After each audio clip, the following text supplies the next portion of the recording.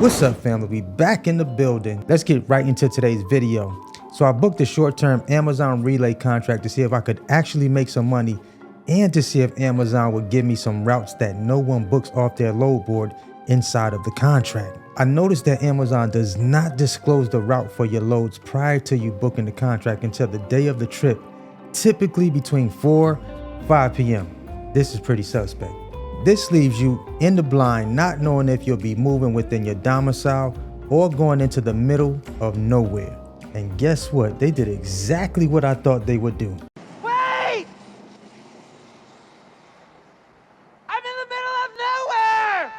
Interesting enough, I started off with a brand new A+ performance score, as this was how I was able to book a short-term contract. Now remember, I had a 0 overall score after having an A+ prior, but magically, a couple of days later, I see the A+ score reappear. Guys, before we get deep into today's video, I need you guys to monster mash that like button, because guess what? I only booked this contract with Amazon to go in and see how much sense this would make for box truck carriers. Basically, I booked it so that you don't have to if things don't pan out. Man, if things could go left was a person, it would be an amazing photo of me standing beside it. You guys won't believe what happened during this short-term contract that actually got shorter. I can't make this stuff up. So let's start from the beginning. This is the contract that I booked. Each load paid $360 base pay plus fuel surcharges and accessories. This was the highest amount for 5-day contracts that I saw under the contracts tab for my area. I knew at this rate, this wasn't something I was willing to book for more than 5 days. I was already apprehensive about booking the contract from the start, but to my surprise, in comes the routes for Sunday early morning, accompanied by a message from Amazon Dispatch that said, due to the time change, we will jump an hour ahead. When the clock turns 2 a.m., it will be 3 a.m. Don't forget to stay safe and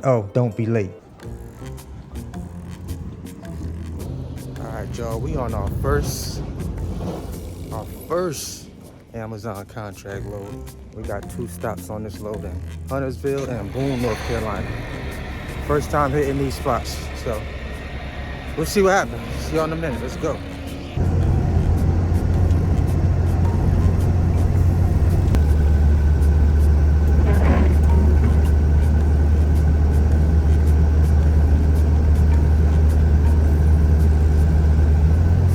What's up, y'all? We just leaving, we're just wrapping up here in Boone, North Carolina. It's the perfect name for this location, Boone, North Carolina. Do I ever want to come back here again? Absolutely not. This is why I do not like taking any loads that I do not know where the location is at. I don't like surprises. And so far, the Amazon relay contract is full of surprises.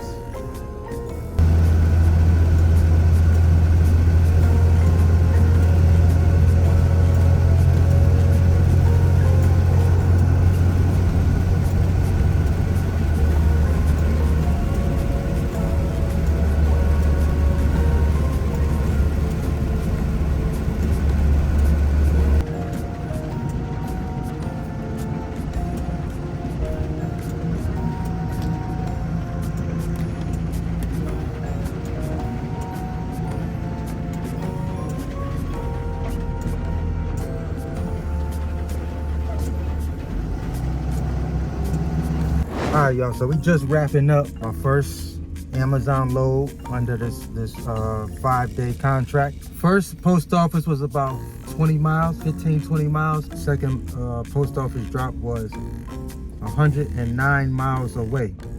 Now, we'll say this, Boone, North Carolina, y'all, that's super deep out there. It's deep. That was out there. I was like in some parts of North Carolina mountains. Like we was going up and I was going down. I did not like that.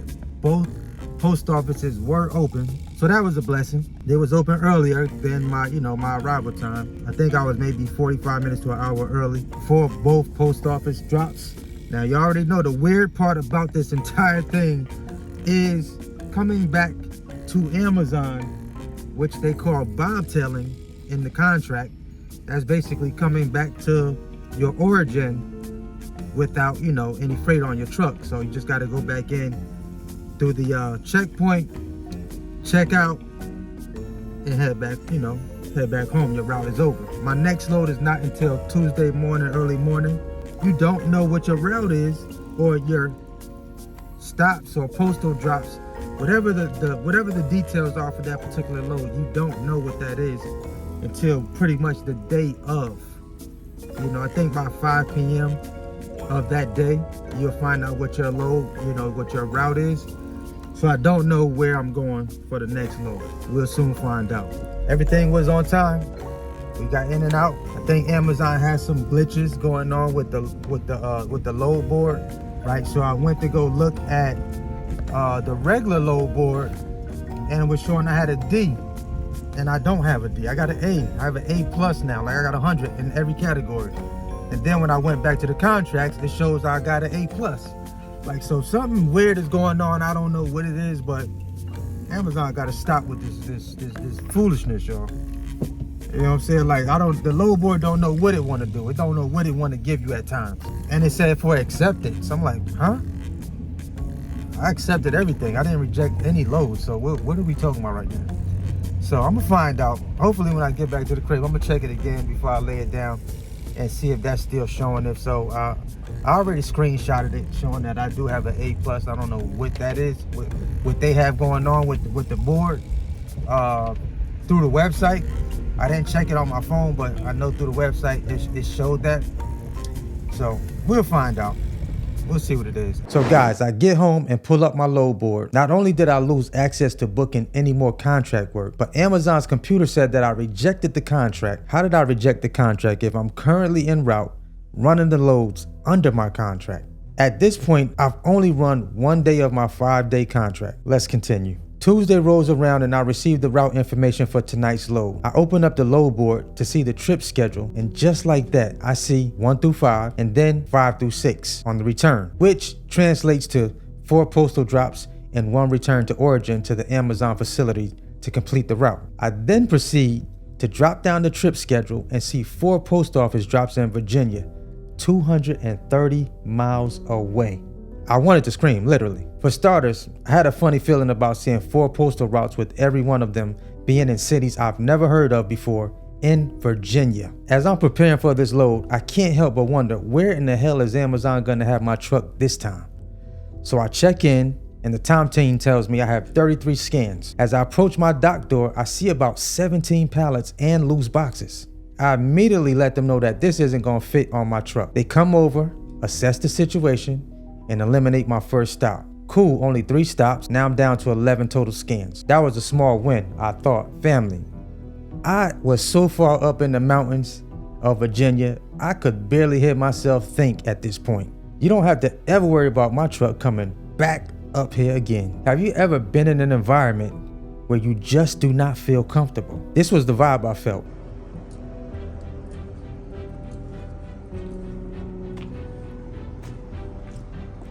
We are leaving Pennington Gap, Virginia.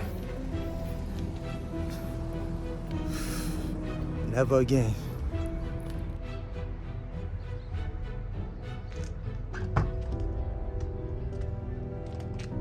Shortly after I left my last postal route in Pennington Gap, Virginia, I see a little red vehicle pull up beside me, and as I look down to my left, an older Caucasian gentleman, probably in his early 70s, sitting in the passenger seat, looks up and flips me the bird.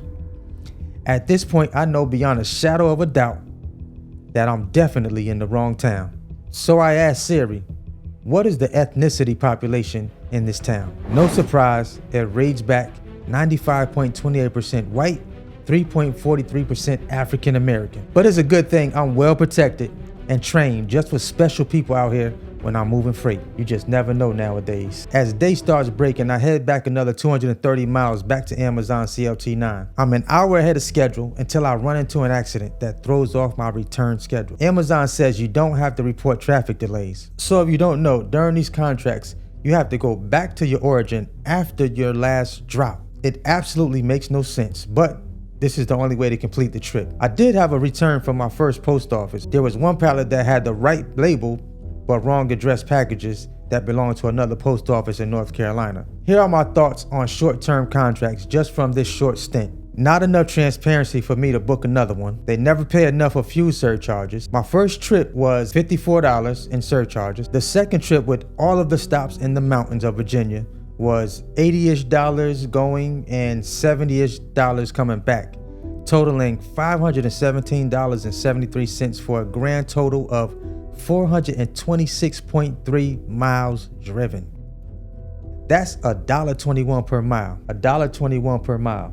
You would probably do much better off the spot market or just randomly finding loads off Amazon's load board that pays better. At least you'll know where you're going ahead of booking the load. At the end of the day, this contract screwed up my performance score, had me going back and forth with Amazon dispute department, trying to figure out why they rejected my last 3 loads of the contract, as well as dropping my overall performance score to a D+.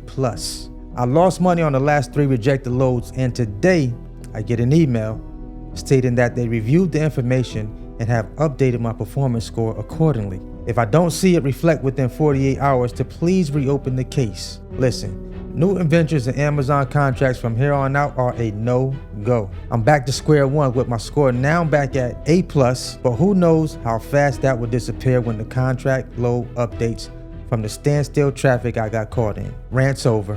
I hope you guys enjoyed my attempt to try and make sense of the short-term contracts for the box truck gang out here. As always, I appreciate you guys for tapping back in. Until the next video, always hustle, never stop growing. Let's go, let's get it, let's eat.